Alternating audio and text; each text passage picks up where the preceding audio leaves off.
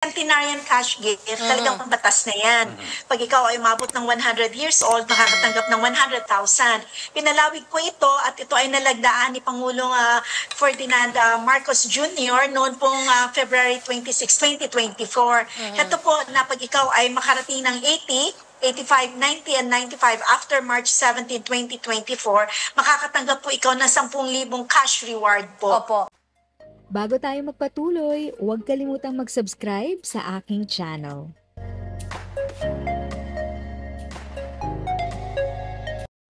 Thank you sa pag-click ng aking video. Good day po sa lahat ng mga nanonood. Sa mga bagong viewers at napadaan lang, by the way, I'm Tita Eda. Welcome to my channel. Ang channel na maghahatid sa iyo ng dagdag kaalaman tungkol sa government services, bagong mga balita at informative videos na galing sa legit na resources. Mag-subscribe na para updated ka. Yes, good morning, Yusek, Rocky, and Sir Ellie. Opo, ma'am, may tatanungin lang natin. Ano ba yung mga magagandang benepisyo ba yan na dapat ibigay po sa ating ano ba itong senior expanded benefits ang sinasabi ng ating komisyon? Ay, naku po, Yusek, yan po yung ating pinalawig, no, na benefit sa ating mga nakatatanda. Yung Centenarian cash gift, talagang batas na yan. Pag ikaw ay umabot ng 100 years old, makakatanggap ng 100,000. Pinalawig po ito at ito ay nalagdaan ni Pangulong Ferdinand Marcos Jr. noon pong February 26, 2024. Ito po na pag ikaw ay makarating ng 80, 85, 90, and 95 after March 17, 2024, makakatanggap po ikaw ng 10,000 cash reward po. Opo. So, bali ito, Doctor, kasi sinabi mo parang last year pa po ba ito? So, parang magiging, ano to, pag yung, ano tawag doon? Yung retroactive. Tama po ba? Kung ikaw po ang iyong pasok ng iyong milestone age ay 80, 85, 90 at 95, simula ng March 17, 2024, yes po.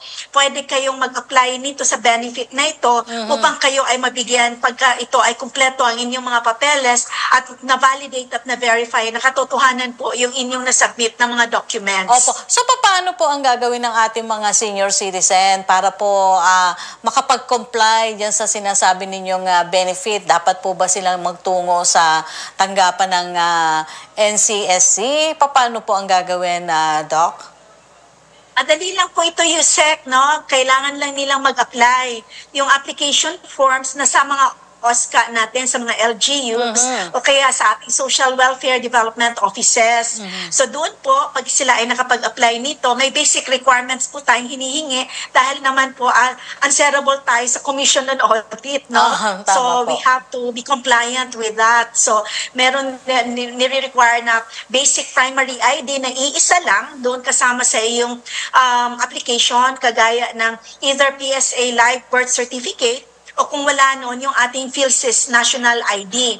Kung wala naman yun, dalawa at least sa ating tinatawag na secondary IDs. Heto yung kasama yung OSCA ID mo, partner ng isa pang government ID, GSIS, SSS, passport, PhilHealth. Yan po sila yung ating mga hinihingi sa kanila. Opo.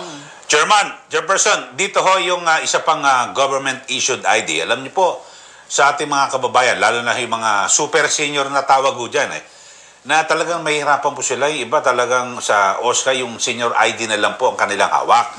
At iba naman, di na po nag-abroad yan, walang pasaporte. Iba naman, di nagmamaneho, walang driver's license. O yung sa national ID hanggang ngayon, hindi pa nila natatanggap. So, paano, ano ho yung pwede na gawin kung wala ho silang maipipresenta na pangalawang ID, no? ID. Yung government-issued ID. Government ID. Opo. Sir Ellie and Yusek, Rocky, kung titingnan po natin, karamihan po ng seniors may OSCA ID. Opo. Kasi yan po ang pinipresent natin pag nagka-claim tayo ng ating mga benefits sa ating rides, sa ating pagkain, sa ating mga gamot. So yun pa lang, isa na yun na ID. Sabayan na lang ng isa pa. Yung tinatanong ko, Chairman, yung pangalawa, kasi yung sa senior ID, meron po talaga sila. Kaya lang, yung pangalawa ho, baka mahirapan po sila. Kasi ako, alam ko, maraming humihingi tulong. Iba, wala ho talagang yung pangalawang ID. Opo. Gagawin natin, Sir Ellie, pagka ganyan, pwede naman ng affidavit ng disinterested party na nakakilala sa kanya na ganyang edad na talaga siya. So, pwede na yon as a second proof na siya talaga yon. So, pero yung barangay ID, meron kasi minsan Hindi yung ho ba barangay, pwede na, ba yun? kung wala po talaga may presenta, kasi kung nakakuha po sila ng senior ID sa OSCA, at talaga namang, ayun, dumaan naman sa matinding pagsusuri sa OSCA, baka pa pwede na po ito? O hiningi po ito ng batas? Sa ngayon kasi, Sir Ellie, talagang dalawa pagka-secondary IDs and that's a requirement. Okay. At yan po ina-attach natin sa COA pag nag-submit po tayo ng ating mga for okay. liquidation. Tama. So, hindi naman po sa amin lang talaga yan. We are just following kung ano yung dapat na guidelines para masiguro lang po natin na tama at angkop yung ating pinagbigyan ng ating cash reward. At Doc, kailangan natin paalala sa ating mga senior, dapat ito ay may picture at saka may signature. Tama po ba yung sa second ID rin? Totoo po yan, Yusek. Pero kung hindi na sila pwedeng pumirma, kasi kunyari, dati nakakapirma, ngayon hindi na. Dahil may edad na nga at nanginginig na yung kamay, pwede naman ang ating thumb mark, no? Tinatanggap din natin yan. Yung sabi mo, yung second ID dapat may signature? May pirma rin. Paano yung at saka national may ID? Walang picture. signature. May national ID ako. Pero may picture. Pero walang signature National ID, kaya hindi tinatanggap ng bangko yan Opo. Pwede na yun, national ID, po? Yes po, pwede na po yun. And then basta ang isang ID niya, kung ano yung image may na ipipresent niya, may signature or thumb mark, no? So fingerprint lang, pwede na yun. Kasi alam natin, sumasama po ako sa mga payout Nakikita ko po yung minsang kahirapan ng ating mga nakatatanda na hindi na makapirma. So yan ay tinatanggap po natin, mag-fingerprint sila. Basta ito ay nag-match lang sa ID na kanilang ipinresent. Oo, medyo kasi mahigpat, Eli, ang talaga, kung sa COA, wala tayong magawa. Kailangan sumida. Ako naman nagbakasakali lang kung may pwede. Kaso kung talagang mahirap naman maipit sila chairperson sa COA. Oo, tama. Ito po, maiba naman ako kasi may mga senior na bata pa rin at kayang-kaya pang katawan. Ano naman po itong nag-hire ng tour guide dito po sa Intramuros, ang ating mga senior? Magandang talakayan po yan, Yusek Rocky. Isa po kasi sa sinusulong ng ating Pangulo sa ngayon ay kasama sa nation building ang ating mga nakatatanda. For those who are able, capable, and willing. Kaya meron tayong agreement with the Department of Tourism at sa TESDA, no, kung saan magkakaroon tayo ng mga ugnayan, trainings, no, para doon po sa interesado pang maghanap buhay na hindi naman talaga mahirap para sa kanila. So, meron po tayong i-conduct na training care of sa DOT. Nasa proseso na po tayo ngayon na tinitingnan natin yung mga aplikante. You will be surprised, ang daming interested nito. So titingnan natin ang proseso nito at tayo ay nakikipag-ugnayan sa mga medical doctors, no, para magkaroon tayo ng basic din na medical guidelines to protect their interests. Yes, tama naman po. Kasi minsan, di ba, yung may mga retiree, mga na maaga rin nag-retire, pero gusto pa rin nilang magtrabaho kahit sa mga simpleng paraan. Maganda po yung isinusulong na yan ng NCSC, po. Siguro po, Chairperson, maging sa mga mall, baka pwede ko kayo makipag-ugnayan kasi ang dami pa mga senior citizens sa mall, tumatambay lang. Maghapon, inuubos ang oras doon. Baka pwede silang mabigyan doon ng kahit pa paano, pang merienda lang, pwede sila kung anong mapagkakaabalan. Kasi makikita mo sa mga mall, tambay, kape-kape, maghapon, talagang puro kwentuhan lang. Baka para mas produktibo rin sila.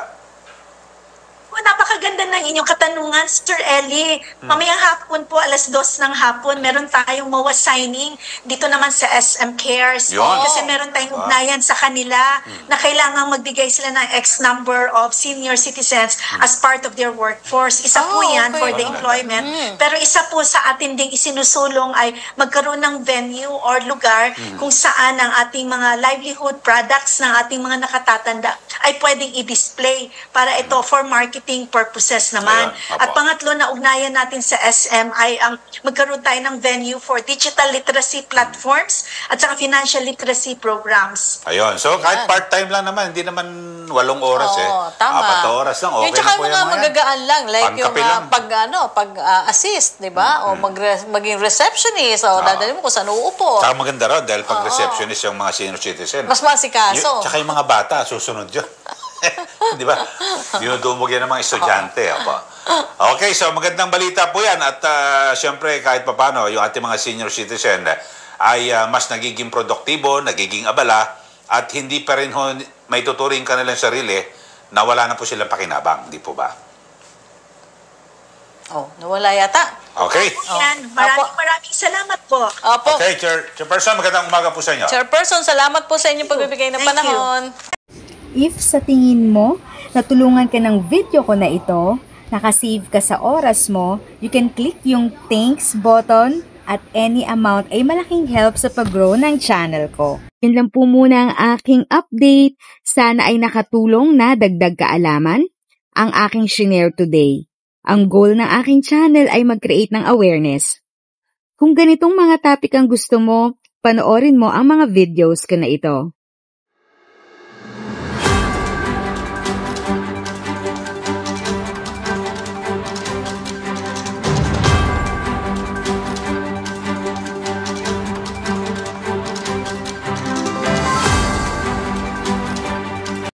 Thanks for watching! Kung may kapamilya, kaibigan o kakilala sa tingin mo ay magiging interesado sa video, please share or tag sila sa comment section.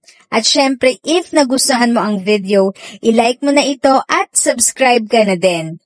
As always, feel free to write your questions, comments, and opinions respectfully. And continue to be a blessing and stay safe!